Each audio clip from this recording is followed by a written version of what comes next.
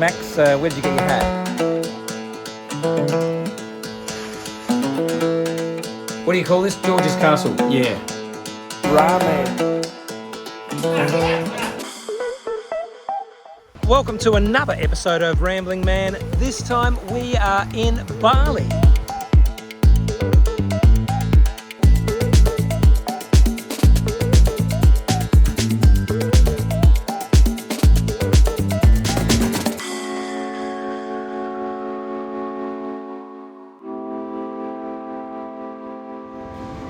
Well, we've arrived in Bali and there are so many bags on this carousel, they're literally falling off. But not our bag, because our bag is not here. There was a boogie board there, I could just take that, but you know what happens when you take a boogie board through customs. We are leaving. I'm not shitty and tired. At least not on camera, but we did score 2 million rupiah out of it, so we are now Bali millionaires. Cashed up, we got ourselves to the accommodation, grabbed some mopeds, and went shopping. And if you choose your shops well, you don't even have to get off your bike.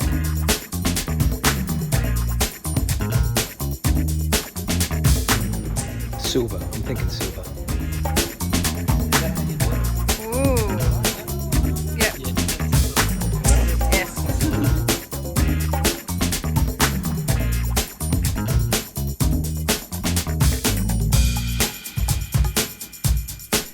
Okay, I admit this is not Bali shopping, but it is shopping. I didn't get enough shots.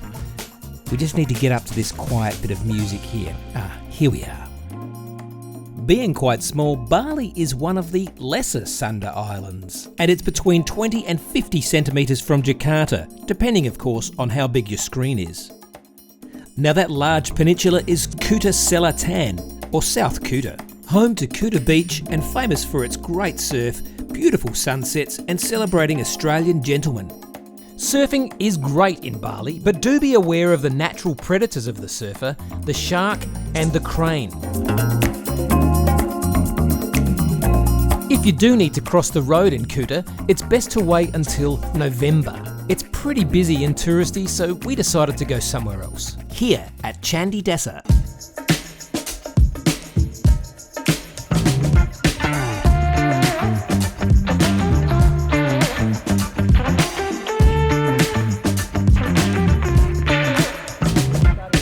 I'm Ada. Ada. With Michael. Nice to meet you, Michael. Good to meet you. Yeah. Yeah, we'll do the left-handed handshake. Yeah. And what is this place? What's it called? Villa Sasun, Candi Dasa. And how long have you been here? Since 2004. So nearly 19 years. Yeah. So what's happening here? We're making table decorations for Ami's birthday. On your 20th year, they're going to do this for your dinner. When? Next year. It's your 20th year. Oh. So they're going to do something special 50. for you? 50. Are you 50 now? 50 years old? Yeah. No way. Yeah. You have true colors, you know it. You've got all your hair. Look at this. You know hair, eh? You lose it. I found out later that pointing is considered rude in Balinese culture, and here I am pointing at everything and everyone. I'm here with Katut. Yeah. What a moron. Katut 1, Katut 2. Katut 3, Katut 4. Could there really be that many Katuts in one space? Well, yes. Generally, Balinese name their children according to the order of birth, for males and females. The firstborn child is named Wayan, Putu or Gede. The second child is named Made, Nenga or Kadek. The third, Nyoman or Komang. And the fourth child is named Katut. Any subsequent children are called Bruce. And it should be noted that naming has nothing to do with baseball. Yeah. Little cut? Michael, yeah. This was clearly one of those moments where the guy wearing the holiday shirt should have given back the knife and left it to the experts.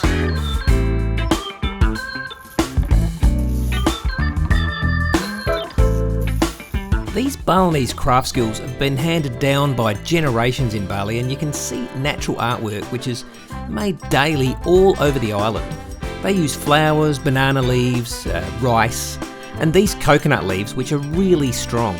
I reckon you could make just about anything with these. Yeah, that's enough.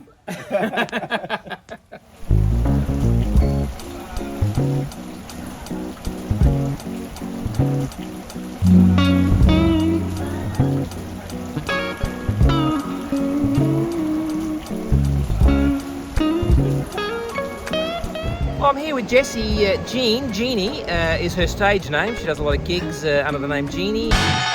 We're right on the edge of the ocean here at Lazat Restaurant. Are you hungry? I'm a bit hungry. I'm excited for my meal. Got a vegetarian curry, so it should be good. I don't know what I'm having because Christine insists on ordering all my food and eating half of it. And I like it because I hate reading menus. Menus are the worst. That is one reason I became vegetarian. There's much less selection. Yeah, usually there's only one choice. Salad. I'll have, that one. Yeah, that makes it easy. Let's have a look around at our surroundings and we'll be right back. Hi, welcome back to the seat near the ocean. We've got a special guest here to talk to us. His name is Max. Max. Hello. Max, where did you get your hat? In Melbourne, actually, on a website, yeah. On a website in Melbourne? Yeah. That means just on a website. Yeah. It's cool. It is, yeah. It says cool in it, yeah. Yeah, it is. Of course, Bali's not all about just sitting around having lunch all day. When it gets dark, you can go and have dinner. There's a multitude of restaurants. And then it gets light again, and you can go back to another restaurant with another pool. A few drinks, another restaurant, another pool, maybe one or two more drinks. Got my earplugs in, and I'm going in.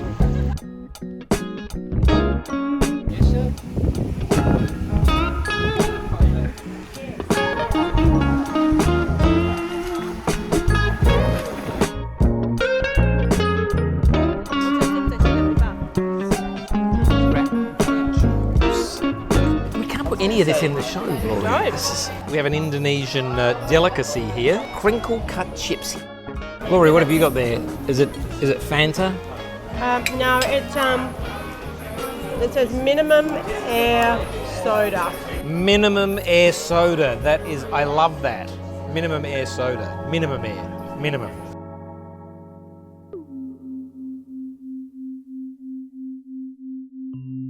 Walking around Bali, you'll see many elephant statues, and this is because the island of Bali was formed by elephants who escaped from Russell Crowe's ark and trampled the land around Bali, which resulted in the formation of the island.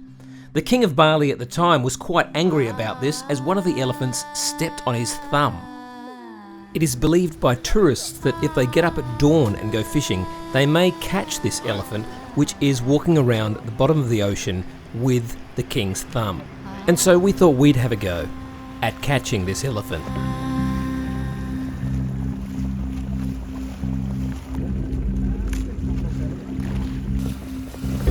Katut has expertly got us past the waves without getting stuck with a reef. I don't think I would have been able to do that. Here comes the sun over Gunung Rinjani. Katut's reaction of, okay, was due to my awful Indonesian. This is Gunung Rinjani, or in Australian, Mount Rinjani. Gunung Rinjani means run down Rinjani. Okay.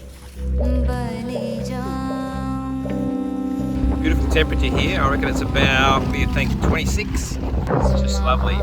As soon as that sun comes up, it's going to heat up really quickly. So getting out here at 6:20 is about perfect.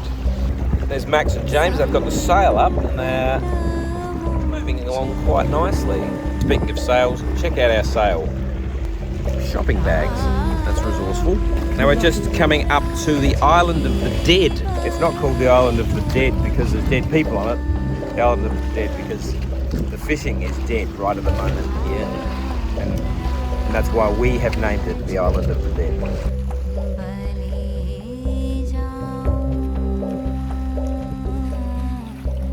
Hang on, it looks like we've got some action here. Look. Oh, look at this. Look at this. Yes, yes, that was a great fishing shot from another show.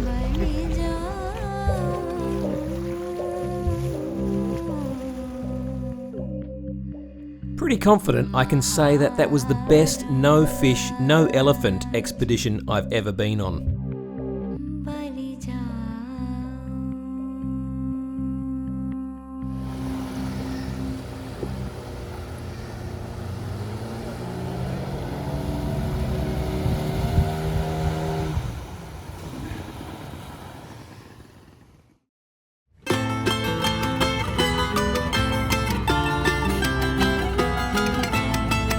When it's time to hit the road, I suggest a minibus and a driver. Much easier to do things like look out the window or check the football scores or flick the ear of the sleeping person next to you. Our destination today had a long name which I had a lot of trouble with. Tenganan Pegringsingan. Tenganan Pegringsingan. Tenganan Pegringsingan. Got it. It's in East Bali. According to an American tourist I met, Tenganan village was home to the village people, who were selected to be in the band by the Hindu god of storms and warfare, Indra, back in the late 1980s. Somewhat dubious, I pointed out that Macho Man went platinum in 1978, and he backed down. Tenganan village is one of the villages known as Bali Aga villages, Aga meaning mountain. Tenganan has a 3-day festival in the dry season, Udaba Samba, which includes the ritual of Peran Pandang fighting to pay respect to Indra.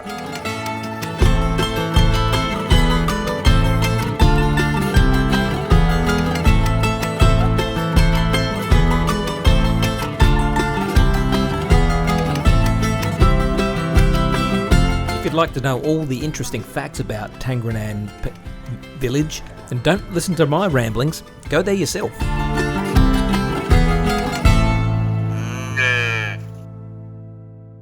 For this next bit, we didn't manage to get a shot of the chicken, so we apologise for that. It's Wednesday, and we're here at home of the dead bats. There's one just there, which we'll show you in a moment. There it is. And we're at the Honeybee Farm. Everyone's kind of walked up a little bit and they're all waiting for us. Now, Jessie, just before you go, I did a bit of research on this place. Obviously, it's not the home of the dead bats. It's very popular. What are we going to be seeing here? Well, we're at a honeybee farm actually, so I'm not sure what we're going to be looking at, but maybe it's some honeybees up the stairs. You're probably right. Let's go and have a look. Oh, chicken! I could do with a coffee. Is there anywhere we could go around here? I mean, it's... There!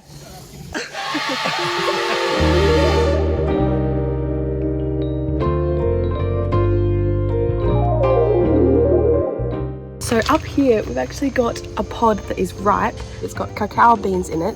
What you do is you take them out, ferment them over, I think, a period of days, and then you ground them up. Yep.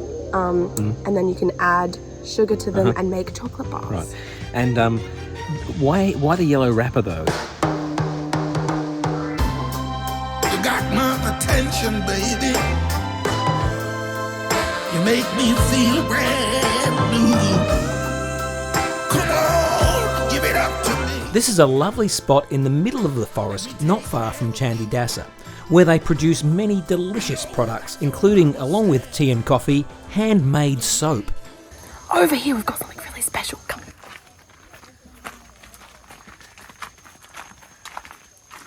Now, you won't find these anywhere, but these are the Balinese porcupines. Are they in their natural habitat? Yes. And what would you call their natural habitat? A cage. Hi there. Put your finger in one of the mouths. See what happens. Okay.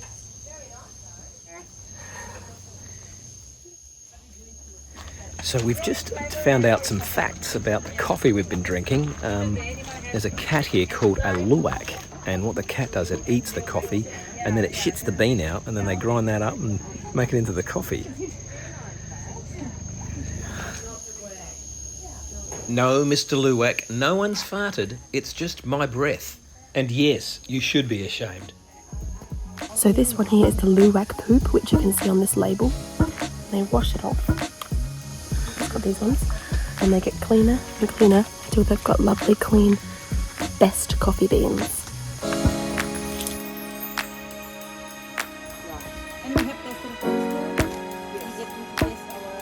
Underneath black sugar, don't they? The sweet coffee. Sweet coffee.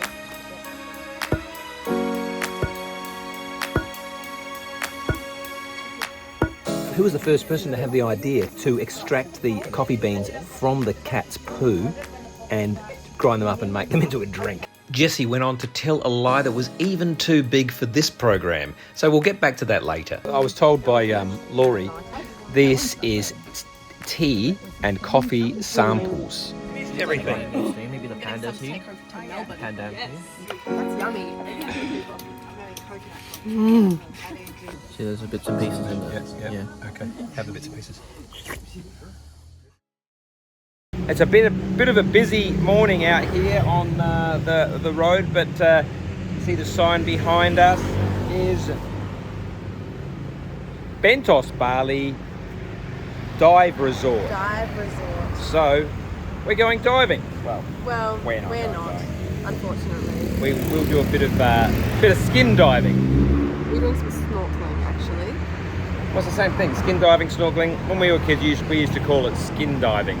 Right, let's go.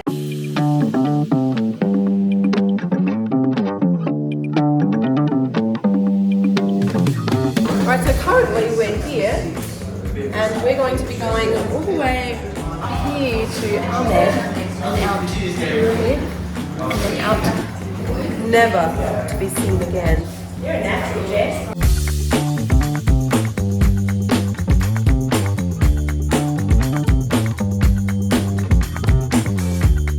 Later, I mentioned my preference for white sandy beaches. But what makes this volcanic sand beach even worse is the rubbish.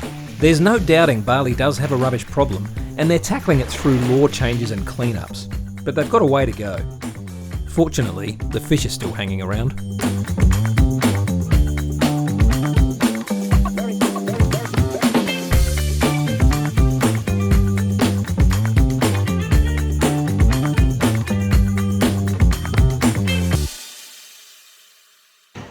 Now, any chefs out there, are you sick of working inside in a kitchen with no windows and an angry boss?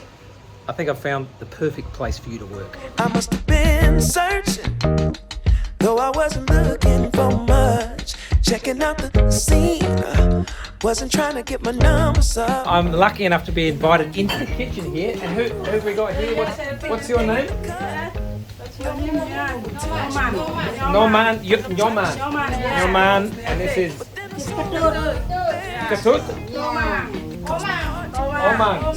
Oman, Nyoman, and Katut. And they are cooking up our beautiful meals here. This looks amazing. Let's have a closer look. Supposed to do something told me got time to lose. Go ahead and bust a move. Funny thing about love, when it comes and goes, you never know. So you gotta keep your heart exposed. Everything is outdoors here. Even indoors is outdoors. The working conditions here are terrible. It must be awful with such a terrible view. It's indoors. It's outdoors, and that's one of the great things about eating in Bali is the restaurants are indoors, but they're outdoors as well. Yeah. One thing I know about love, you never know when it's coming, but you sure know it when it does. Yeah. One thing I know about love, you might get what you ask for, so you better be sure. It's important to have a good crew when you're making a travel show like this. Someone to really take care of hair and makeup like I have. Got a little bit of sunscreen there, Dad. I've got a bit of sunscreen on my face, have I? Yes, have I not rubbed it in properly? No, you haven't. Oh, well, we'll sort that out as we go. But let's go to the white sandy beach. Let's go to the white sandy beach.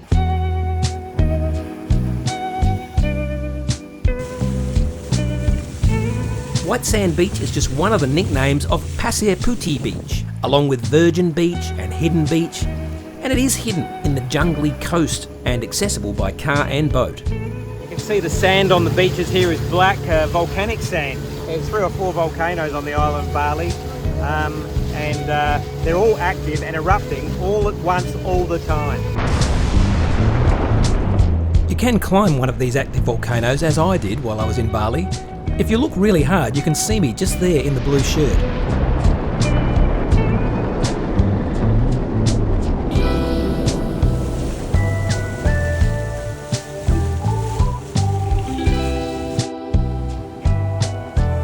And that's all I've got to say about White Sandy Beach.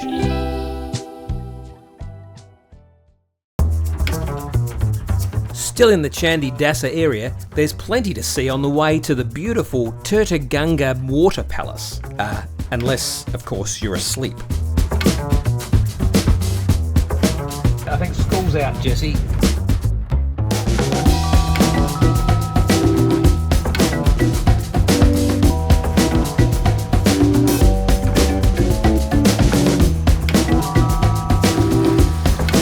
I'm standing on the Lake of Fishies. There's a little walking path here. You can see the guy behind me is about to catch up to me. Really, I haven't seen anyone do the pass by, so I'm going to just try that now. See if we're going to do it. We're going to pass each other. Here we go. You ready?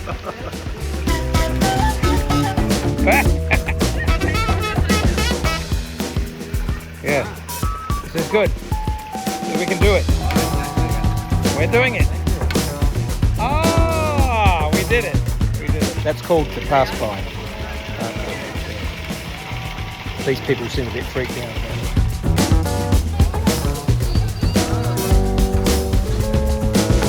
Jesse, tell us where we are. So we're at Look at this spider! No. What spider? oh my god. Here we are at one of the last king's private gardens. This is a place with many pools. It's a lovely place where there are massive fish. And a spider, which we just showed you. You can also swim apparently. The music here somewhat resembles a swing. Anyway, we might have to go now. That's enough.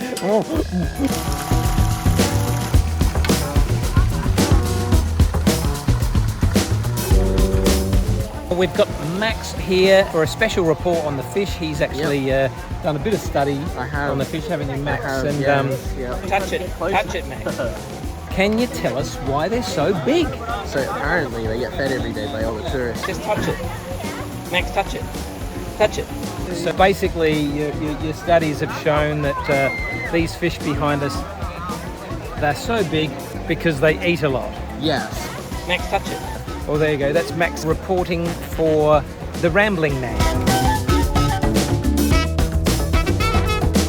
Very slimy. Max, did you read the sign that said do not touch the fish?